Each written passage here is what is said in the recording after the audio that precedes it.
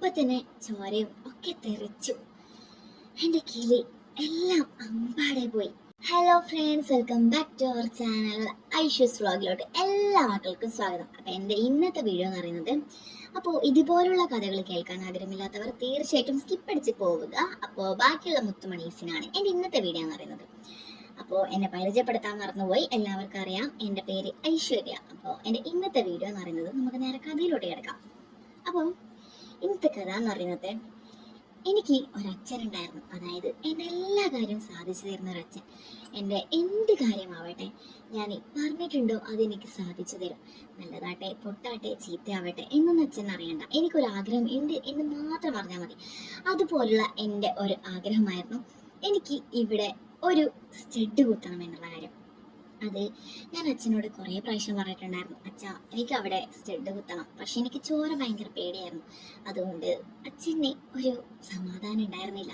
അയ്യോ, എൻ്റെ മോൾക്ക് ചോര പേടിയാണല്ലോ, ഞാൻ എങ്ങനെ അവരുടെ ഈ കാര്യം സാധിച്ചു കൊടുക്കും എന്നായിരുന്നു എൻ്റെ അച്ഛൻ്റെ മനസ്സിലുണ്ടായിരുന്നത്. അങ്ങനെ എൻ്റെ അമ്മ എന്ന് പറയുന്നത്, എൻ്റെ അമ്മയും അച്ഛനും ഞാനൊരു മോളായിരുന്നു. അപ്പോൾ അവർ എൻ്റെ എല്ലാ കാര്യവും പല കാര്യങ്ങളും എനിക്ക് സാധിച്ചു തന്നു. അപ്പോൾ ഞാൻ ജിമ്മിൽ പോകണമെന്ന് പറഞ്ഞാൽ എന്നെ ജിമ്മിൽ ചേർക്കും. ഞാൻ മുടി കളറാക്കണമെന്ന് പറഞ്ഞാൽ എനിക്ക് മുടി കളറാക്കും. മൂക്ക് കുത്തണമെന്ന് പറഞ്ഞാൽ മൂക്ക് കുത്തും. എനിക്ക് സെക്കൻഡ് സ്റ്റഡ് കുത്തണം എന്ന് പറഞ്ഞാൽ എനിക്ക് സെക്കൻഡ് സ്റ്റഡ് കുത്തിത്തരും.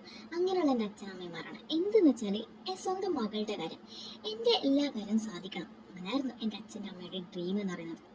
അങ്ങനെ വൈകിട്ട് ചായ കുടിച്ചുകൊണ്ടിരിക്കുമ്പോൾ ഞാൻ അവിടെ ഇരുന്ന് അവരോട് പറഞ്ഞു, അമ്മേ, അച്ഛാ, എനിക്കൊരാഗ്രഹം കൂടെ ഉണ്ട്. അവരെനിക്ക് ടാറ്റു മാത്രം അടിച്ചു തരുന്നില്ല. ഞാൻ പറഞ്ഞു, എന്നെനിക്ക് ടാറ്റു അടിക്കേണ്ട, എനിക്ക് ഇവിടെ ഒരു സ്റ്റഡ് കുത്തിത്തരണം, എന്തേ പറ്റുമോ എന്ന് ചോദിച്ചു.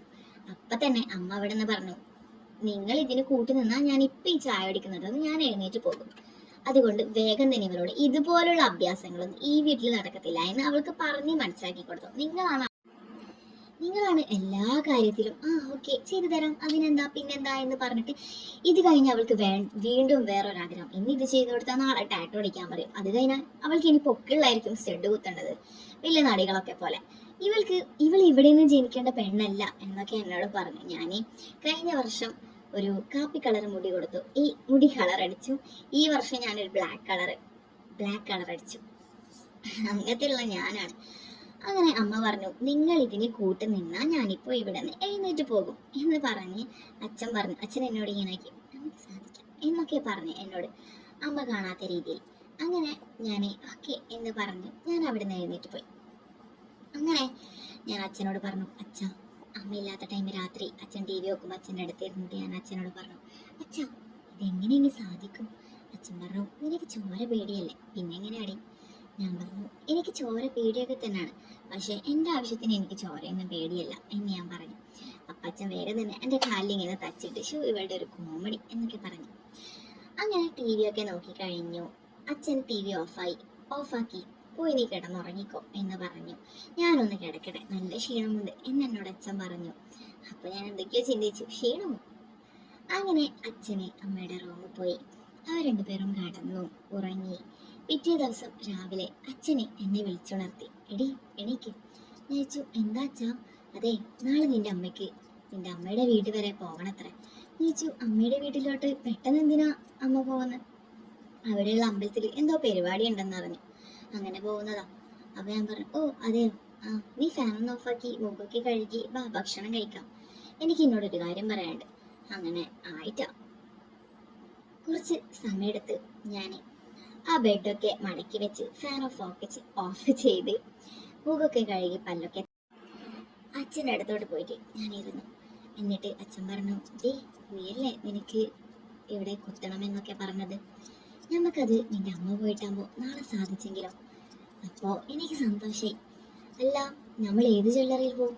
അപ്പം അച്ഛൻ പറഞ്ഞു, ജ്വല്ലറിയിലോ? ഞാൻ കുത്തിത്തരാടി നിനക്ക്. ഞാൻ പറഞ്ഞു, അച്ഛനൊന്നും കുത്തിത്തരണ്ട, എനിക്ക് പേടിയാ, നമുക്ക് ജ്വല്ലറിയിൽ പോയിട്ട് തന്നെ കുത്താം. അയ്യോ, ജ്വല്ലറിയിൽ പോകണ്ട, എനിക്ക് കുത്താൻ ആഗ്രഹമാണ്. അയ്യോ വേണ്ട. അപ്പം അച്ഛൻ പറഞ്ഞു, ഞാൻ കുത്തിത്തരും. അപ്പം ഞാൻ പറഞ്ഞു, അച്ഛനെ കൊണ്ടൊന്നും പറ്റത്തില്ല. അപ്പം അച്ഛൻ പറഞ്ഞു, നിനക്കൊരു കാര്യറിയോ, ചെറുപ്പത്തിൽ നിന്റെ കാത് കുത്തിയത് ഞാനാണ് എന്നൊക്കെ പറഞ്ഞ് അച്ഛൻ ഒരു വിധത്തിൽ എന്നെ കൊണ്ട് സമ്മതിച്ചു. ഞാൻ പറഞ്ഞു, എന്നാൽ ഇന്ന് വൈകിട്ട് നമുക്ക് അവിടെ ഇടാനുള്ള ഒരു സ്റ്റഡ് നോക്കാൻ പോവാം എന്ന് പറഞ്ഞു. അപ്പം അച്ഛൻ പറഞ്ഞു, ഞാൻ വരുന്നില്ല, നീ പോയി നോക്കിയിട്ട് വാ. അങ്ങനെ ഞാൻ വൈകിട്ട് ഫാൻസി പീടികയിലൊക്കെ പോയിട്ട് സ്റ്റഡൊക്കെ എടുത്തിട്ട് വന്നു. ഒരു നല്ല സിൽവർ കളർ സ്റ്റഡായിരുന്നു. എനിക്ക് നല്ല രീതിയിൽ ഇഷ്ടപ്പെട്ടു, നല്ല ഷൈനിങ് ഒക്കെയുള്ള. പക്ഷേ എനിക്ക് നല്ല പേടിയുണ്ടായിരുന്നു. അമ്മ എന്ത് ചെയ്യും? പക്ഷെ അമ്മ കുത്തുന്നത് കണ്ടാൽ മാത്രമേ വഴക്കിടും. കുത്തി കഴിഞ്ഞതിന് ശേഷം അമ്മയുടെ റിയാക്ഷൻ എന്തായിരിക്കും എന്ന് എനിക്കറിയത്തില്ലായിരുന്നു, അച്ഛനറിയത്തില്ലായിരുന്നു. അങ്ങനെ പിറ്റേ ദിവസം രാവിലെ അമ്മ അമ്പലത്തിലോട്ട് പോയി. ഞാനും അച്ഛനും വീട്ടിൽ ഒറ്റയ്ക്കായിരുന്നു. അങ്ങനെ ഞങ്ങൾ അച്ഛൻ എനിക്ക് സ്റ്റഡ് കുത്താൻ വേണ്ടി ഒക്കെ തീരുമാനിച്ചു. അച്ഛൻ്റെ കയ്യിൽ ഒരു സൂചി പോലുള്ള ഒരു സാധനം ഉണ്ടായിരുന്നു. അതിനോട് എൻ്റെ പിരികത്തിലോട്ട് രണ്ട് സൈഡിൽ നിന്നും ഒന്ന് അമർത്താൻ വേണ്ടി പോകുമ്പോഴേക്കും എനിക്ക് വേദന തുടങ്ങി. ഞാൻ അച്ഛൻ്റെ കൈ മുറുക്കെ പിടിച്ചു. അച്ഛ വേണ്ട, വേദനിക്കുന്നു എന്ന് പറഞ്ഞു. അപ്പം അച്ഛൻ പറഞ്ഞു, കുറച്ച് നേരത്തെ കാര്യമുള്ളൂ, നിൽക്ക്, ഞാൻ സാധിച്ചുതരാം എന്നൊക്കെ പറഞ്ഞ് എന്നെ ഇവിടെ കൈവച്ച് അച്ഛൻ എനിക്ക് സ്റ്റഡ് കുത്തിത്തരാൻ പോവുകയാണ്. എനിക്കാണെങ്കിൽ പണ്ടാരം നല്ല വേദനയുണ്ട്, എന്ത് ചെയ്യണമെന്നറിയത്തില്ല. പക്ഷേ എൻ്റെ ആഗ്രഹമാണ്, അച്ഛൻ അത് സാധിച്ചിടണം വേണം. അങ്ങനെ ഞാൻ കണ്ണു പൂട്ടിയിരിക്കുമ്പോൾ അച്ഛൻ ഒരടി. അപ്പൊ തന്നെ ചോരയും ഒക്കെ തെറിച്ചു. എൻ്റെ കിളി എല്ലാം അമ്പാടെ പോയി. ഞാൻ അച്ഛനെ ഒന്ന് നോക്കി. എന്നിട്ട് ഞാൻ വേഗം തന്നെ കണ്ണാടിയിലോട്ട് മുന്നിലോട്ട് ചെന്നു. അപ്പോഴേക്കും എൻ്റെ സ്റ്റഡ് പകുതിയെ കയറിയിട്ടുണ്ടായിരുന്നില്ലോ. അതിൻ്റെ അപ്പുറം കേൾക്കാനുള്ള ശേഷി എനിക്കുണ്ടായിരുന്നില്ല. ഞാൻ അച്ഛനോട് പറഞ്ഞു, എനിക്ക് വേണ്ട, അച്ഛൻ ചെയ്തു തരണം, നമുക്ക് ഇനി അമ്മയില്ലാത്ത ടൈം ജ്വല്ലറിയിൽ പോയി തന്നെ ചെയ്യാം എന്ന് പറഞ്ഞ് അതവിടെ നിർത്തുകയാണ്. അങ്ങനെ അമ്മ ചോദിച്ചു, ഡി നിന്റെ നെറ്റിക്ക് എന്ത് പറ്റിയതാ? ഞാൻ പറഞ്ഞു, അത് ഇന്നലെ വീണതാ അമ്മ എന്ന് പറഞ്ഞ് അമ്മ അത് വലിയ വിശ്വസിച്ചിട്ടൊന്നുമില്ല. അപ്പോൾ ഇതിൻ്റെ പാർട്ട് 2 അടുത്ത ദിവസം അമ്മയില്ലാത്തപ്പോൾ ആ വീട്ടിൽ എന്തൊക്കെ സംഭവിച്ചു എന്ന് കേൾക്കാൻ ആഗ്രഹമുള്ളവർ തീർച്ചയായിട്ടും എൻ്റെ ചാനൽ സബ്സ്ക്രൈബ് ചെയ്യുക, എൻ്റെ വീഡിയോസ് ലൈക്ക് ചെയ്യുക. അപ്പോൾ എന്നെയും എൻ്റെ ചാനലും എൻ്റെ വീഡിയോസും ഇഷ്ടപ്പെട്ടവർ തീർച്ചയായിട്ടും ലൈക്ക് ചെയ്യാനും ഷെയർ ചെയ്യാനും സബ്സ്ക്രൈബ് ചെയ്യാനും മറക്കരുത്. പിന്നെ ഇവിടെയുള്ള നമ്പർ എന്തിനാണെന്ന് എല്ലാവരും ഡൗട്ട് ഉണ്ടാവും. അപ്പോൾ ഇതുപോലുള്ള കഥ നല്ല രീതിയിൽ കേൾക്കാൻ ആഗ്രഹമുള്ളവർ തീർച്ചയായിട്ടും ആ വാട്സപ്പ് നമ്പറിൽ എനിക്ക് മെസ്സേജ് അയക്കുക. ഞാനൊരു സ്കാനർ അയക്കും. അതിലോട്ട് 500 രൂപ പേ ചെയ്താൽ നിങ്ങളെ ഞാനൊരു സർവീസ് ഗ്രൂപ്പിലോട്ട് ആഡ് ചെയ്യുന്നതായിരിക്കും.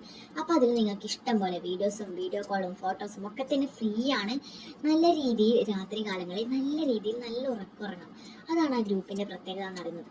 നിങ്ങൾ എന്താണോ മനസ്സിൽ കരുതുന്നത് അതൊക്കെ ആ ഗ്രൂപ്പിൽ കിട്ടുന്നതായിരിക്കും. അപ്പോൾ ജോയിൻ ചെയ്യാൻ ആഗ്രഹമുള്ളവർ തീർച്ചയായിട്ടും ആ നമ്പറിൽ എനിക്ക് മെസ്സേജ് അയക്കുക. ഞാൻ നിങ്ങളെ ഗ്രൂപ്പിലോട്ട് ആഡ് ചെയ്യുന്നതായിരിക്കും. അപ്പോൾ അടുത്തൊരു കഥയുമായിട്ട് വരുന്നതായിരിക്കും. Bye bye.